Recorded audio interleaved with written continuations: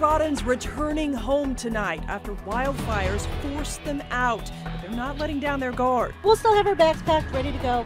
If we have to grab them, we'll be prepared. Some families returning home to realize just how close they came to losing it all. The wind must have shifted very slightly to our south and to the east, and we were spared. In the clear tonight, but we take a look at red flag warnings in the coming days. Plus, Red Rocks has never looked so beautiful. Colorado Easter sunrise tradition finally comes back. Good evening and thank you for joining us on this Easter Sunday. I'm Jacqueline Allen. Happy Easter, and I'm Brian Wang. First, we want to get you up to speed on a weekend full of wildfires. On the western slope, fire crews are making real progress on the so-called Duck Pond fire. It's now 60% contained, and as of tonight, all mandatory evacuations have been lifted. Denver 7's Ivan Rodriguez was in Gypsum today. He spoke with families going back home tonight. Earlier this evening, people waited on the side of Frontage Road in order to return to their homes, all of them grateful to the work done by fire crews to control the fire. We came home and we saw the flames and it was time to go. It was go time. These are some of the last pictures Nicole Felix and her family were able to take before evacuating their Gypsum home as the Duck Pond fire approached. I was just grateful that we had everybody that was important accounted for, and it can all be covered with insurance, so I didn't really care. More than 24 hours later, they're thankful to be returning home. Totally grateful, because Colorado's had some major fires. It's devastating through a lot of families, so we're completely blessed. Couldn't be happier that we get to go home to a home. On the ground, fire crews will spend the rest of the night making sure no hot spots spark. They're out on foot, patrolling the perimeter, making sure to put out any hot spots, things like that, so we can really get it to where it's cold and called completely out and fully contained. Fire officials were able to learn the fire was human-caused and say the investigation is active. There's a process they go through that they can factor out that there wasn't any kind of natural cause, so they can assume it was human caused. There wasn't lightning that came through the area or anything like that. A fire too close to call for many in Gypsum who are sleeping in their homes tonight, but ready to leave if need be. We'll still have our bags packed, ready to go.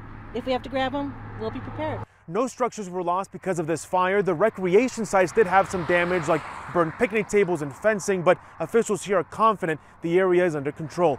In Gypsum, Ivan Rodriguez, Denver 7. That is good news. And meteorologist Stacey Donaldson joins us now because, Stacey, red flag warnings have been taken down for now, but it's later this week. It's a different story. That's right. Today we had highs in the 60s. We had red flag warnings for high fire danger, but as we go into tomorrow, things will quiet a little bit, and then everything returns going into Tuesday with red flag warnings and very warm temperatures.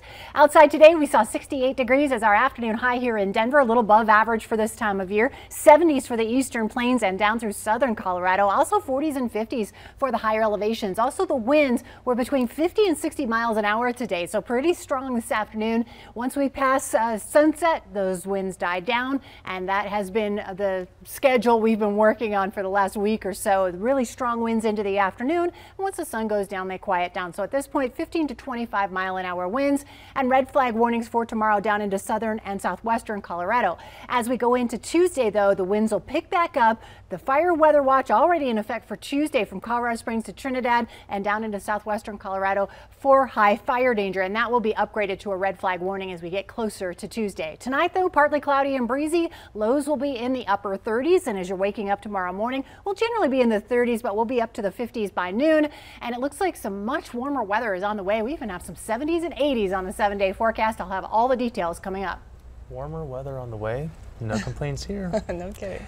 All right, the 37E fire in Larimer County is now 100% contained, and all evacuees have returned home. Denver 7's Patrick Perez was out there earlier today talking to homeowners who say their homes just barely avoided disaster. You can see just how close the fire got to some homes here. The fire was just feet away from the entrance of this house. Homeowners I spoke with told me they had just minutes to grab their belongings.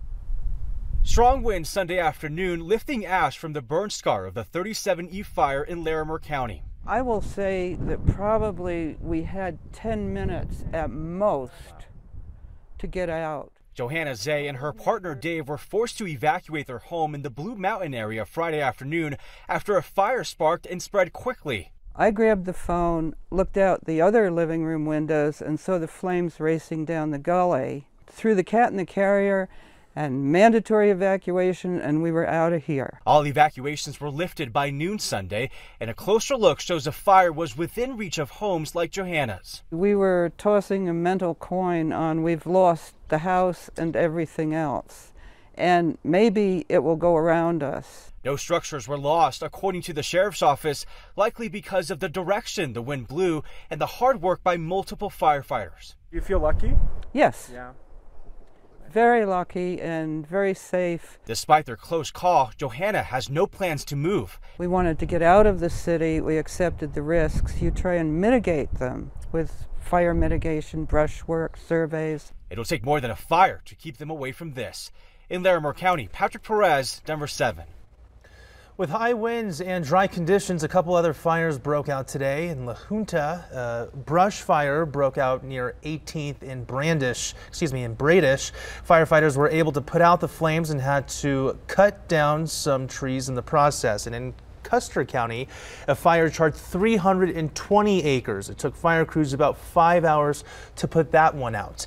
The cause of both fires are still under investigation. In other news tonight, a Ring camera led to the arrest of 2 people in an unincorporated area of Grand County. According to the Grand County Sheriff's Office, homeowners saw a man acting suspicious outside their home near County Road 49. When authorities responded, the suspect did not cooperate and retreated into the home. He was eventually arrested, along with another suspect found at another residence. A domestic violence investigation in Lafayette ends with officers shooting a man. Police say that when 4 officers contacted a man wanted on multiple charges, including domestic violence last night, that man pulled a knife and said he had a gun. That's when they say an officer opened fire. The suspect did survive. He's been taken to a nearby hospital. The officer is being placed on administrative leave while the shooting is under investigation. All right, scary moments for a neighborhood in Florissant after the Teller County Sheriff's Office called in their SWAT team to evacuate the entire area. Just after midnight, deputies responded to a neighborhood off Highway 24 where they found a man shooting out of his house at his neighbor's homes. Unbelievable. 11 people living in those houses were evacuated. Deputies eventually got inside the shooter's home where they found him dead from a self-inflicted gunshot wound. Investigators say they do not have a motive as of right now. And it was a weekend of mass shootings across the country. More than a dozen people were injured at a South Carolina mall. And in Pittsburgh, another shooting left 2 teens dead and 8 others hit by the gunfire. People were also hurt jumping out of windows or falling down stairs here. Police say about 200 people, many of them underage, had been gathered at an Airbnb yesterday in Pittsburgh when as many as 50 rounds were fired inside the house and another 50 outside. This goes back to having too many guns, too many illegal guns on the streets, too many people who have access to these illegal weapons. This just came hours after that shooting at a shopping mall in Columbia, South Carolina yesterday.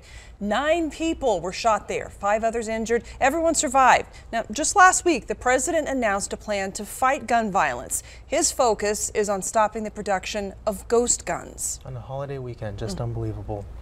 Starting tomorrow night, a small stretch of I25 will completely shut down in northern Colorado so CDOT crews can install new overhead signs. The interstate will close in both directions between Highway 392 and Harmony Road, which is just north of Loveland. The closures will last from 9 p.m. to 5 a.m. from tomorrow until Friday. Coming up, allergy season in Colorado is in full swing. Between pollen and wildfire smoke, we hear from experts on how to best protect yourself. And back together again, a Colorado Easter tradition makes its return in person, and you can't beat the view. Ready? We're gonna do this together. Ready? Go! Plus, bringing the dojo to the students, how adapting to the pandemic has created a space of unity.